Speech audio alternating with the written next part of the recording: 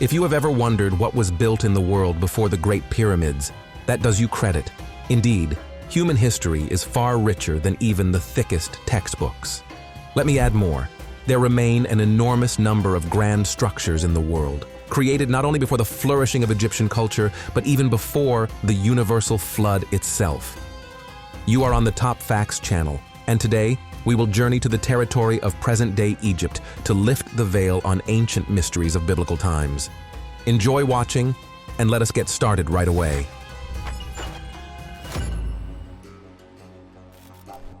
The Great Pyramid in Giza, a masterpiece of architecture and engineering, remains one of the most remarkable achievements in human history, symbolizing a level of paradoxical precision and sophistication. This monument holds secrets of technologies that we are only beginning to uncover. As soon as we approach the pyramid, we start noticing traces of them. For example, in its construction, there are many basalt stone blocks with vertical signs of machine processing.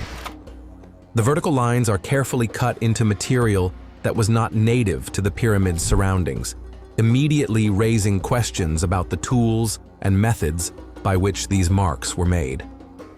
These lines are not random scratches.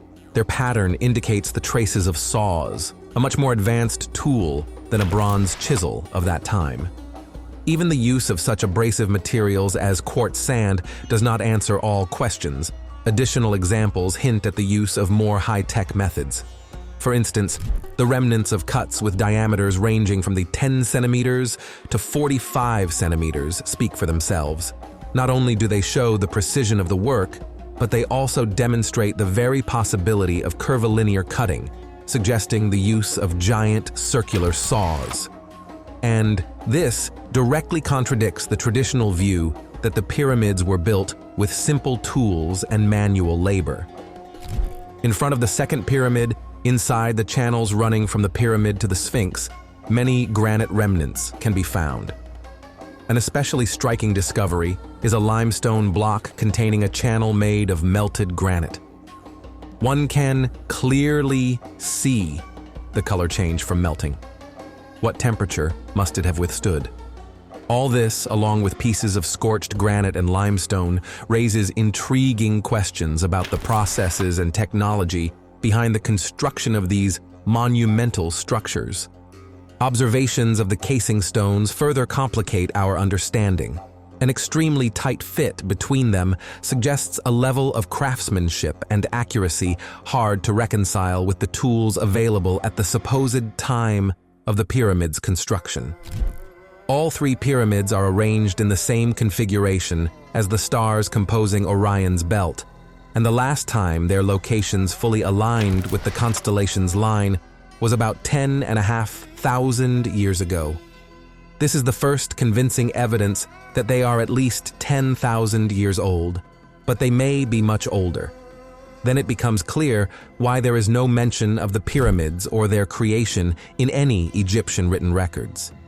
These facts challenge the established chronology of Egyptian history and suggest that the Great Pyramid and its neighbors were built by another culture and may have existed long before the dynastic Egyptian civilization. Most people think that the pyramids of Giza are simply three large pyramids. However, the complex is filled with numerous smaller structures, including many small pyramids that still retain their original casing. Inside, there is an extensive network of shafts and tunnels, for example, those found in the Osiris shaft, evidence that a vast underground complex lies beneath Giza.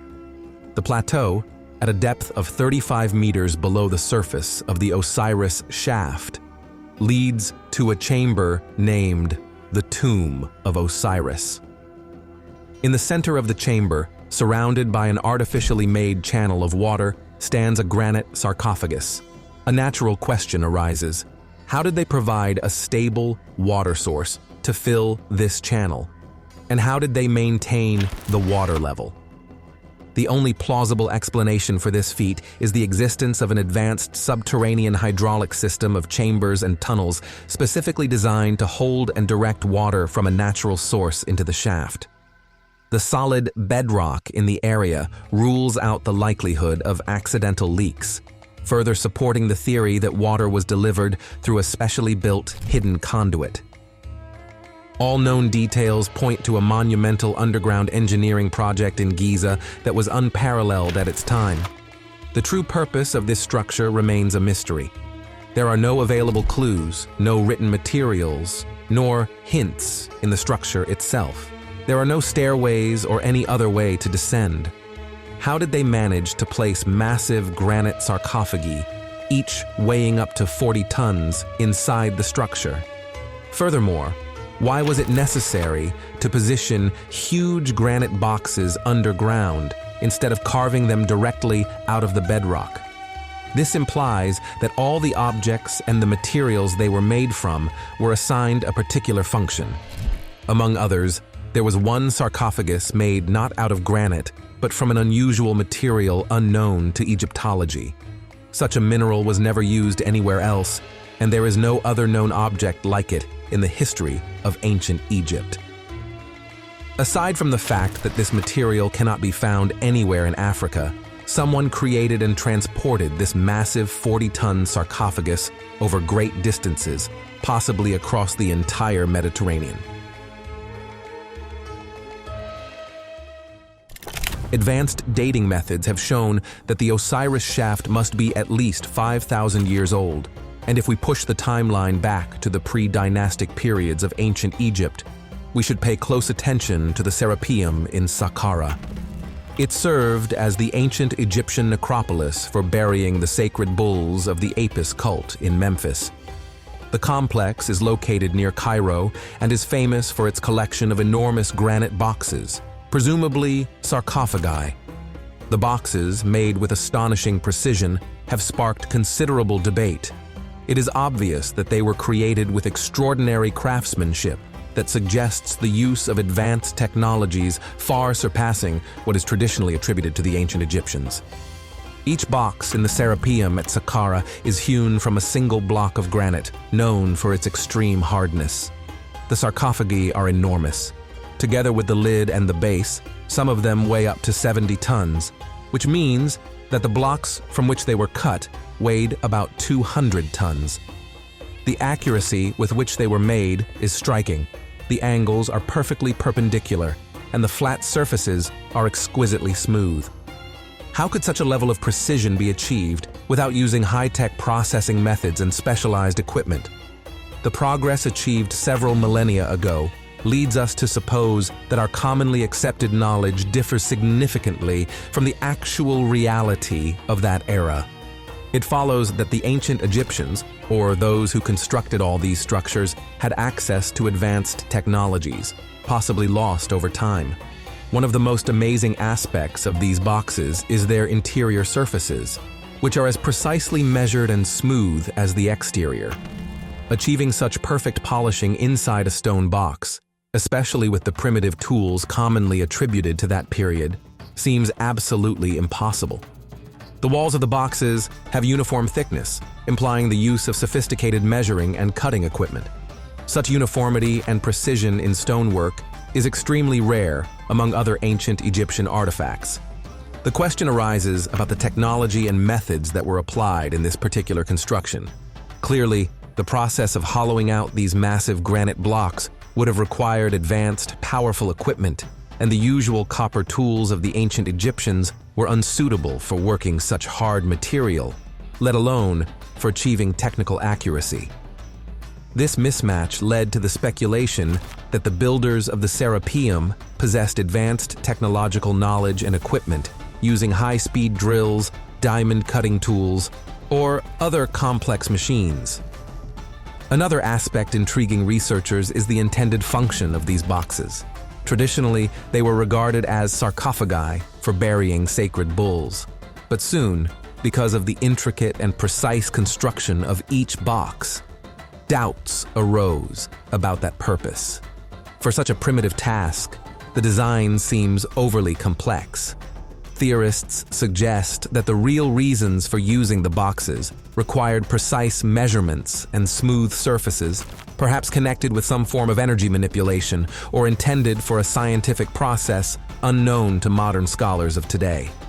Furthermore, the granite boxes have special acoustic properties. Another point, as already mentioned, is that transporting and placing such massive cargo is equally astonishing. The underground tunnels are narrow and winding, making the movement of such large objects a logistical challenge. One more question is that there are no traces of soot from torches on the walls of the Serapeum. What kind of lighting did they use in the subterranean areas, even if only to position the numerous boxes each in its own slot?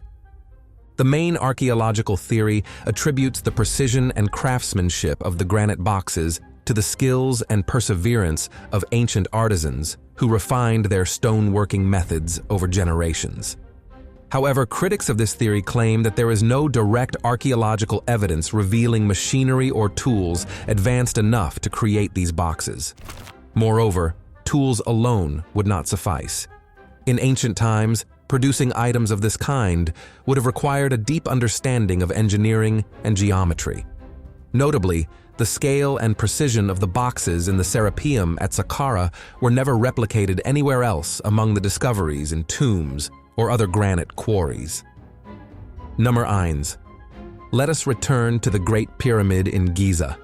According to measurements, it is the most precisely oriented structure that exists, and it is aligned strictly to the north with an error margin of only 0.36 hundredths of a degree. The position of the North Pole shifts over time, and in its own era, the pyramid was aligned to it with perfect accuracy. Even more incredible is that the Great Pyramid is located at the center of the Earth's landmass.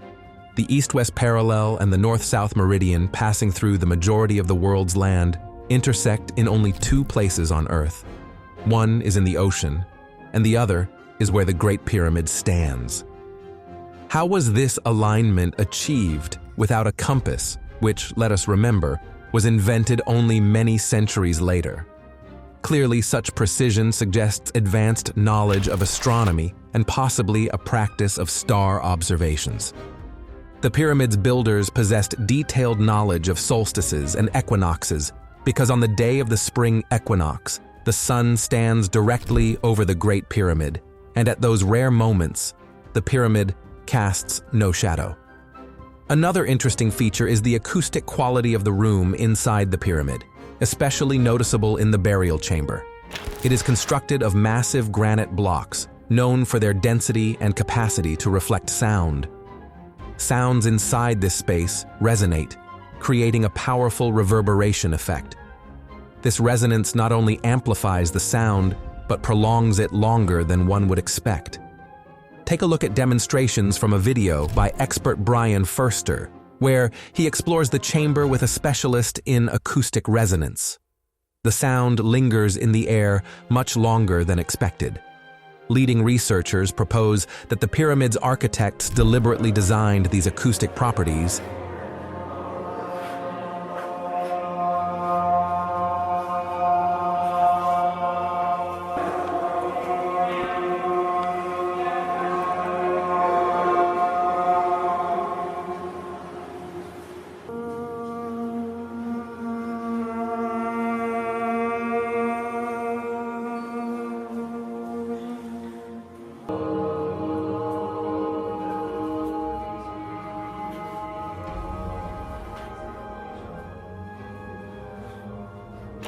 in the chamber's dimensions and materials to achieve a specific resonant frequency. This points not only to a strong knowledge base in the physics of sound, but also to a practical significance of acoustics in the pyramid's design. In the 1960s, a researcher named Edward Kunkel proposed in his book Pharaoh's Pump that the Great Pyramid functioned like a hydraulic pump, pushing water upward through its structure and out through small shafts by changing the air pressure. The theory shook the Egyptology world. The author claimed that the passageways and chambers inside and beneath the pyramid were the channels and reservoirs of a giant pump used to direct water into the desert for irrigation. According to him, the pyramid contained two pumps, an underground and an above-ground one, located in the middle and upper chambers. Together, they would create two flows of water exiting the pyramid through shafts on the northern and southern sides. Unsurprisingly, Kunkel's work elicited great skepticism, not only from Egyptologists who completely dismissed the theory, but from engineers who pointed out that such a construction would require creating a vacuum, a series of valves, combustible fuel, as well as a combustion chamber. Nevertheless, scholars did study his work more carefully so as not to reject the hypothesis unfoundedly. Some engineers noted that a piston pump could make sense. It is a simple device that has been used for centuries to move water from a reservoir using two moving parts. And scientists picked up on the idea that the Great Pyramid might have been fed by water from the Western Nile and a nearby lake, which were at a higher level and could have served as ideal sources for a gravitational water supply to the Giza plateau. After all, it was not always a desert there. There is a version that a retaining wall once surrounded the pyramid complex and might have served as an embankment for a local reservoir. As discussion progressed, more knowledgeable experts began to consider that the Great Pyramid really could have been a gigantic water pump. A simple calculation from the field of economics gives us strong reason to reflect. The Great Pyramid consists of more than 2 million blocks, each weighing from 25 to 80 tons. If workers moved and placed 12 blocks per hour, 24 hours a day, 7 days a week, it would take about 20 years to build the structure. Adjusted to the modern equivalent in dollars, the pyramid would have cost more than $5 billion. Why go to all that trouble and expense merely for a tomb? Admittedly, the Egyptian pharaohs had more freedom of action than modern leaders elected by democracy. But they were not entirely free of financial and economic realities. Would it not be more rational to undertake such a project for a higher return on investment? For example, a water pump that would allow land irrigation to feed the population. Here, we must step back to reach the core idea. If the Great Pyramid really was a massive water pump, it must have pumped water to specific points. One could connect this action to the mysterious Great Pit in Zayat el-Arian, which many consider an unfinished pyramid. What if it actually was a reservoir for water that was pumped up from below? The discovery of that granite block led to subsequent findings of more of them, and finally, to the discovery of a huge 30-ton block of pink granite, which served as the base of some kind of paving. This caused the Egyptologist Alessandro Barcanti to believe that he had discovered the entrance to the underworld, possibly filled with untold treasures or significant historical artifacts. One of the most remarkable finds in Zayat el-Arian was a large oval vat made of pink granite, polished like a mirror. The vat's side walls were marked by a black stripe, possibly residue of some liquid, pointing to a unique and unknown process in its use. Perhaps it once held something of great significance, since a special structure was built to protect the vat's body. Who knows if this process was related to producing or storing energy, but it demonstrated its effectiveness and revealed the hidden aspects of the entire structure. In the year 1905, during excavations by Barcanti's team, a fierce storm struck Egypt, and torrential rain filled the pit with more than 3 meters of water. Incredibly, a few hours after the storm, the water level in the pit abruptly fell. Barcanti became convinced that the water was flowing into hidden underground chambers, which he intended to locate. This was no easy job. Massive blocks were held together by a cement-like mortar and fitted in a tight pattern. It was the most difficult project the team had ever undertaken, but for Barcanti, the intense labor only reinforced his point of view. Whoever took the extraordinary trouble to construct the building made the floor blocks immovable. They had to be hiding something of the utmost importance. Unfortunately, the work was left unfinished. Once more, Barcanti ran out of funds, and before he could solve the mystery, he had to halt excavations.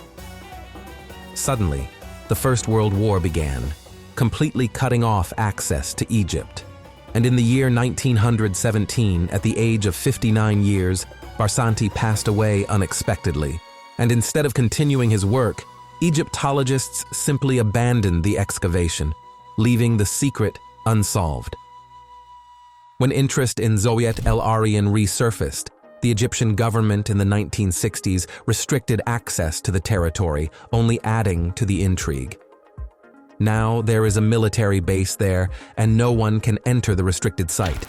Hence, scholars will have to postpone definitive proof of the architectural significance of the Great Pit of Zayat el-Aryan and its proximity to the Great Pyramid. We have only managed to form the hypothesis that both structures in ancient Egypt served as part of an advanced technological system for generating and distributing energy. In reality, its purpose might have extended far beyond simply pumping water for irrigation. In 1999, a marine engineer named John Cadman was browsing a used bookstore when he came upon an old, dusty copy of an unusual book, Kunkel's Pharaoh's Pump. As a hydraulics expert, Cadman was intrigued. He bought it and read it more carefully. He quickly realized the idea was not at all absurd. In the end, he discovered something that completely captivated him. The subterranean chamber of the Great Pyramid looked very much like the layout of a plunger pump. Further investigation of photographs revealed the underground chamber bore clear signs of water damage, especially on the ceiling, indicating cavitation caused by gas bubbles in water due to violent agitation. Obvious signs of damage from the striking compressive wave were visible as well. In other words, the subterranean chamber could not only have functioned as a water pump, it quite literally appeared to have been doing exactly that.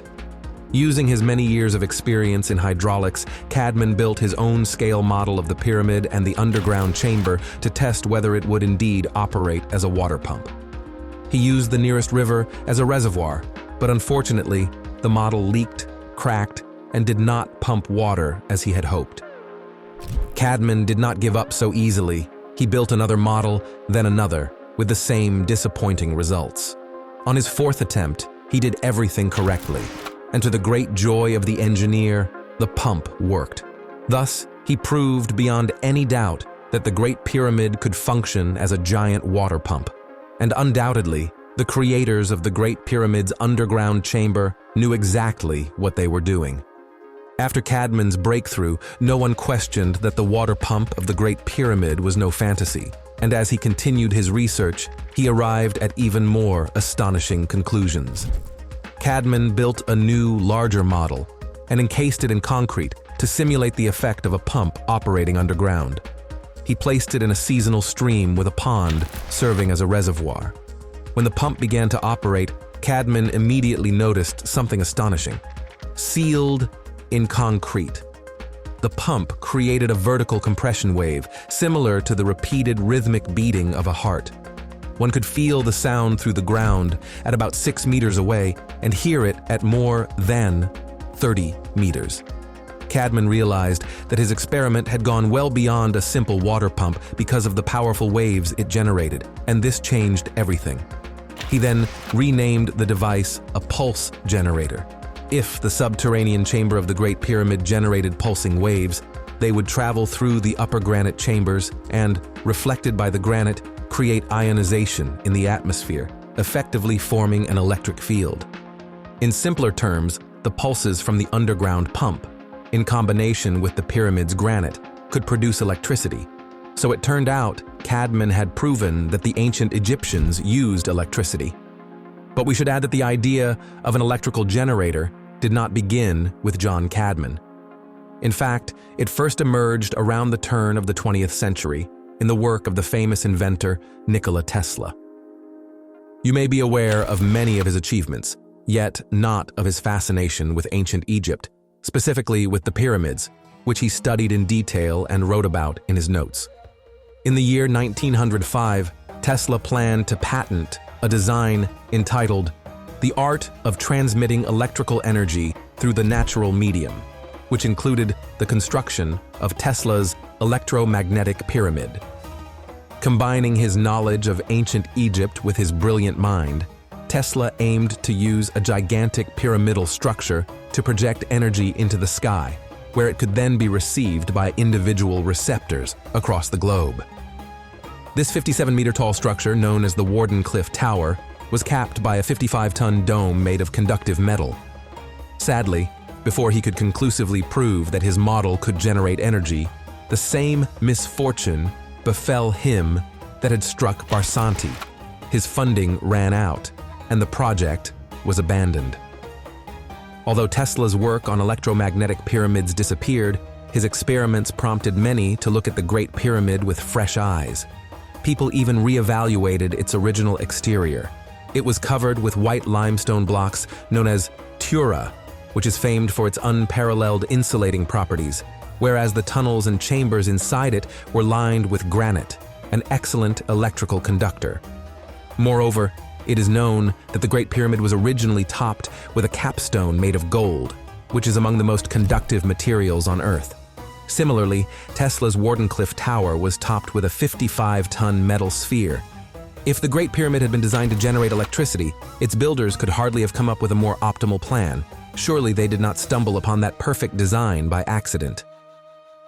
New details of this puzzle emerged in 1993 with the discovery of a mysterious chamber that had remained hidden and inaccessible for thousands of years. Apparently, it was deliberately designed by the pyramid's builders so that its secret would not be revealed. It came to be called the Queen's Chamber, and it was finally investigated only in the year 2011 using a small remote camera. Naturally, something very strange was found. Embedded in the walls were channels of carefully fabricated copper wiring. And more importantly, on the floor there were painted instructions in the form of symbols that appeared to show a precise wiring diagram. If you run an electric current through a copper wire, it will create a short-range magnetic field on a second coil. And in a windowless space, the forces transmitted from one coil to the other could produce a higher potential on one wall, transmitting energy to the lower potential. Thus, in the enclosed area of the so-called Queen's Chamber, electromagnetic energy was released. These promising clues were studied by Christopher Dunn, a mechanical engineer who worked for more than 50 years at the highest levels of aerospace manufacturing. In the 1970s, Dunn became intrigued by the mysteries of the Great Pyramid of Giza. While still working in the aerospace industry, he pursued independent research on the Great Pyramid from an engineering perspective. Little by little, he became convinced that there was more to the pyramid than conventional thinking allowed. Given the enormous investment of resources and the extraordinary precision of its execution, it had the hallmarks of a sophisticated machine that extracted energy from the earth. For more than 20 years, Christopher Dunn researched and became a recognized authority, publishing dozens of articles and appearing on television as an expert. In simple terms, vibrational resonance converted the Earth's seismic energy into electromagnetic waves. In 1998, 1 year before John Cadman's landmark experiments proving the electrical nature of the Great Pyramid, Dunn finally published his seminal work, The Giza Power Plant, a book that thoroughly described a system by which the Great Pyramid drew seismic energy from the Earth, producing electricity in the King's Chamber by means of hydrogen generated by a chemical reaction in the Queen's Chamber. Dunn's work was so groundbreaking that researchers worldwide were inspired by his example. In more than 2 decades since, investigations have advanced and grown, each time becoming more surprising. Conventional science also began taking seriously the idea of the Great Pyramid as an ancient electrical generator. In 2018, a study in a respected journal of applied physics examined the Great Pyramid's response to radio waves. The conclusion stated that the pyramid actually concentrates electromagnetic energy in its internal chambers, corroborating the work of Cadman and the ideas of Tesla. Then, in 2019, a new book entitled The Giza Industrial Complex was published, building upon Dunn's research. Its main idea stated that the entire Giza plateau functioned as an energy generation system.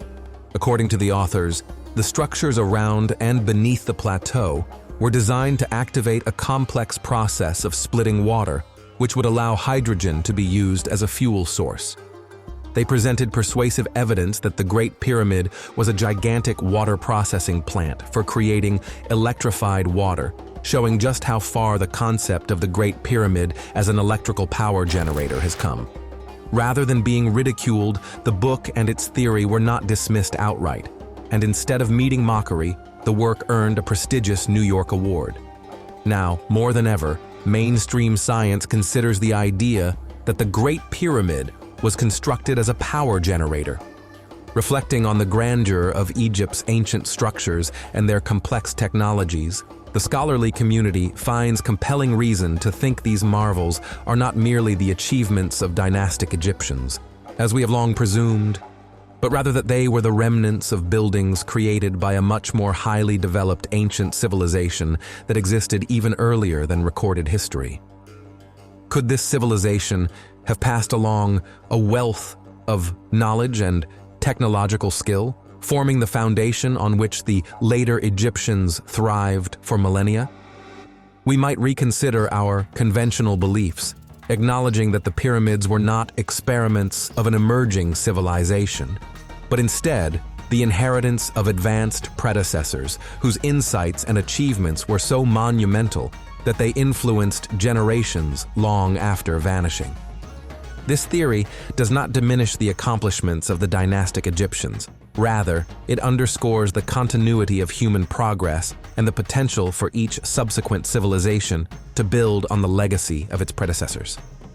What do you think? Would you agree with the arguments and evidence that the ancient Egyptians were merely the next users of a rich and elaborate inheritance, which they adapted and preserved in the form we now call the history of the ancient world? Leave your comments about the episode, and now our release has come to an end. If you enjoyed it and would like to see a next part or something similar, write about it in the comments and give it a like. And right now, watch our episode on how ancient people could have built such a gigantic megastructure.